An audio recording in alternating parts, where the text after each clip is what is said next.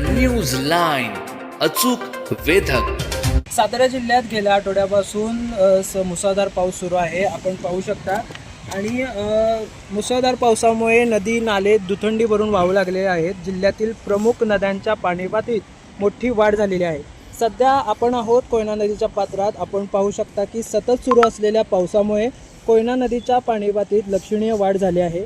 नदीपात्रातून मोठ्या वेगाने पाण्याचा प्रवाह सुरू असून परिसरातील नागरिकांनी नदी काठावर जाणे टाळावे असे आवाहन प्रशासनाकडून करण्यात येत आहे. दरम्यान कोयना धरणाच्या पाणलोट क्षेत्रातही पावसाचा संततधार कायम आहे. कोयना, नवजा आणि महाबळेश्वर परिसरात सुरू असलेल्या मुसळधार पावसामुळे धरणाच्या पाणीसाठ्यात सातत्याने वाढ होत आहे. सध्या कोयना धरणात 42 TMC इतका पाणीसाठा झालेला आहे. Amol Takle, the news line, Karad. News line, अचूक वेधक.